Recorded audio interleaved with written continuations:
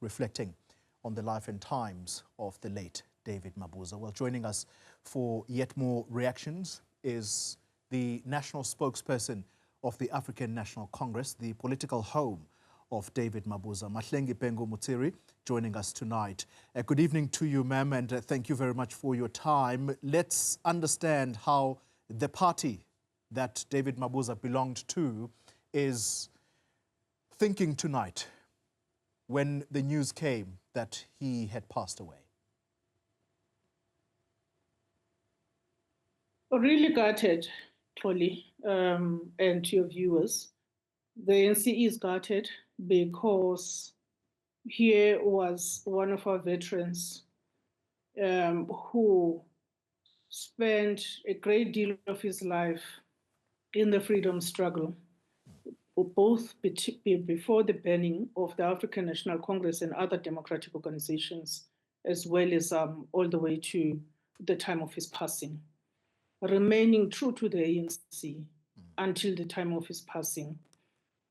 Somebody who already was showing signs of ill health, as we knew, that was a public story among South Africans, but came out last year in 2024 to campaign for a positive electoral outcome of the ANC. He crisscrossed the country, availing a number of resources at his disposal to support the organization. Yeah. He, of course, was in retirement, but he was loyal to the ANC until the end. A comrade that spent a lot of time behind the scenes working on searching and solving for unity. Not so much about what was reported. There's a great deal of work that he did to ensure that any signs of disunity are nipped in the bud. Yeah.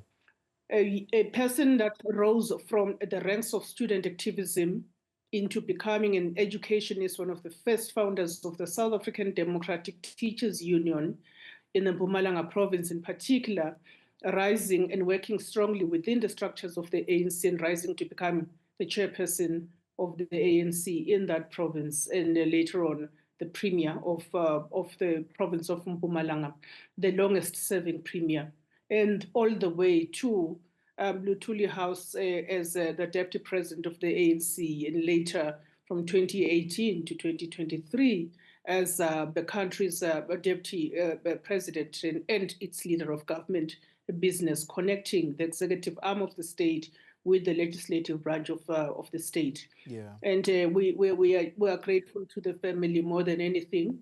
And we wish to ask South Africans to also offer the family the space that it requires to come to terms with this development. And the ANC is in contact with the family and will be sending a high-powered delegation, seeing as this was our deputy president, to also go and condole with the family and join the family in paying their required respects. I want to come back to what you said, that this was someone who was, and I quote you now, always solving for unity. Before that, did the ANC know of his recent hospital stay, and or perhaps this caught you by surprise? Yes, we were aware that he was in hospital. We were aware, kept abreast by comrades that are appointed to liaise with our seniors, people of his stature in the organization, about what was going on in his life. Yeah. And as I indicate, he's also been consulted on some major decisions that the ANC has been seeking to take or consulted in order to inform that decision-making process. And so, yes, we were aware. Yeah. Yes, we were aware, I think, as members of the public, of his ill health. But recently, in fact, just moments ago, we just learned from a fellow journalist in Mpumalanga that it was about a month or two ago that he had attended his father's funeral. And what he was describing to us, Sizwe Samayende, this is the journalist I was talking to, is describing a person who was in good spirits and in perfect health almost. Did this come as a surprise? I think I'm trying to get to that this almost comes as a complete shock. Well, I'm not certain. I'm not certain what is the basis for that conclusion. Comrade DD has been unwell and has been working hard to really regain his energy levels in the way we've always known him. I cannot entertain a reportage by somebody else. I can only speak about what I know from the Mpumalanga province as well as from our officials. All right, let's then reflect on what you said earlier, and that is that this is someone who was always solving for unity.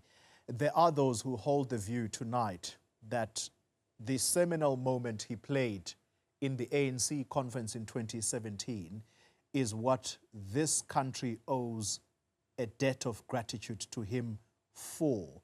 Do you agree with that sentiment?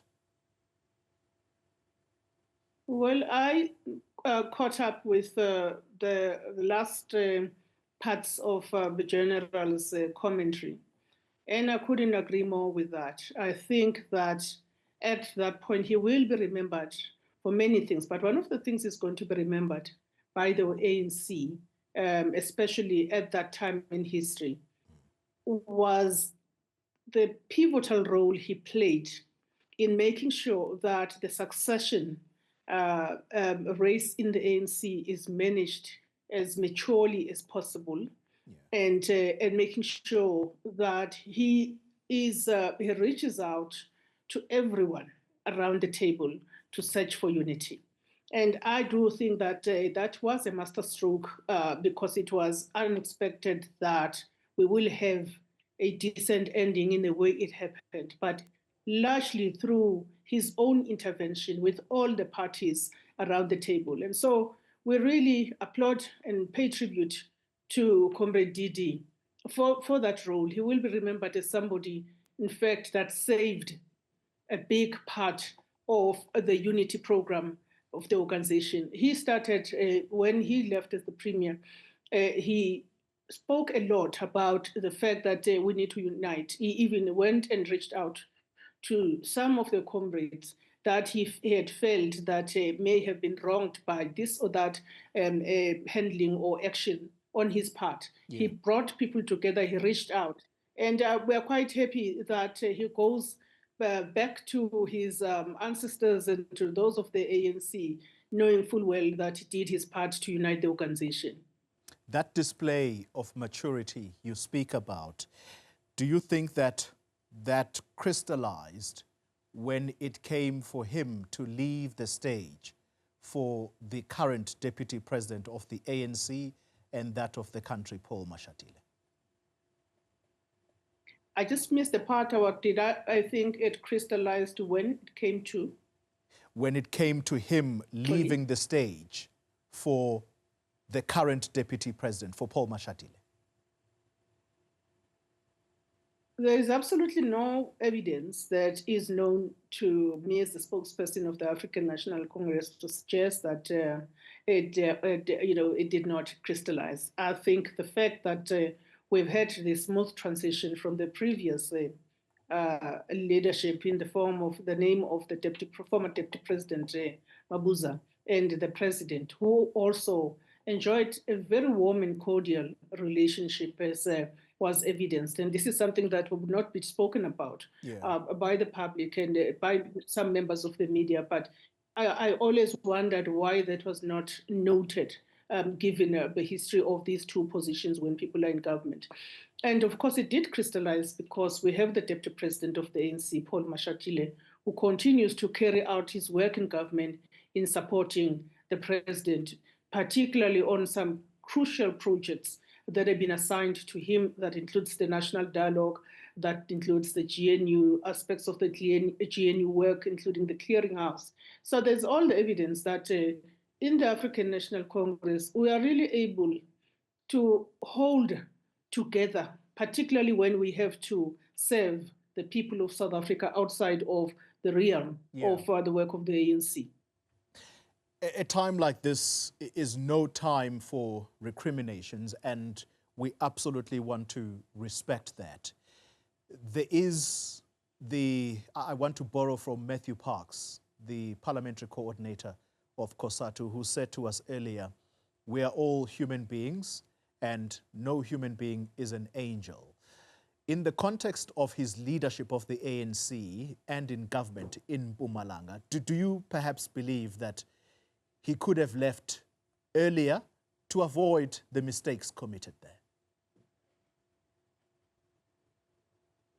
I don't have a response to such a question because the question that I would then come back with is according to whose standards?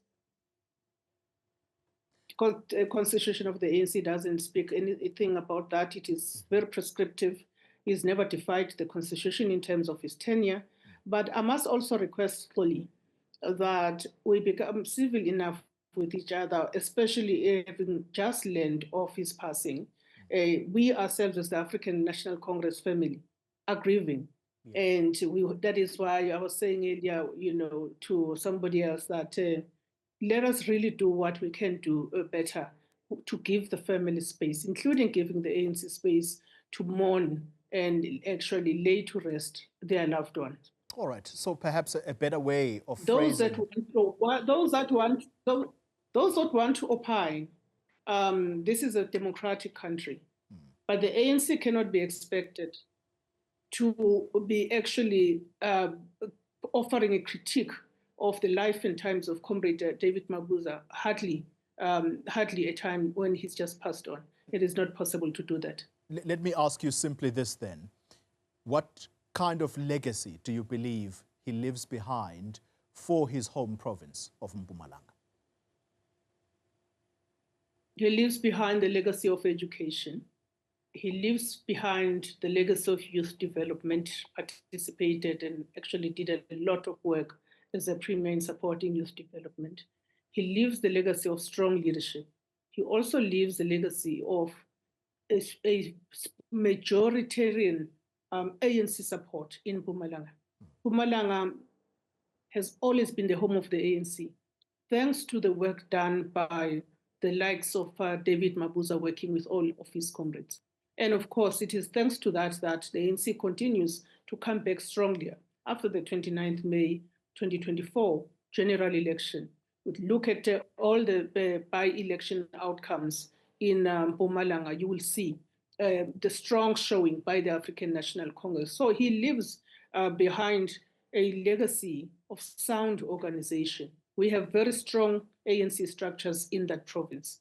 We are a province that does a lot of work in Mpumalanga and doing a great deal of mobilization of our structures. We want, in tribute to his passing, we must double our efforts. Our members must also be part of the renewal of the organization. This is something that he would have supported. This is something that he articulated, and we're going to be looking for the footage of some of his sayings and speeches. A number of the things that he said at the 55th National Conference lended themselves to supporting the renewal agenda, explicitly as well as implicitly. Mahlengi Bhengu-Motsiri, thank you very much for your time.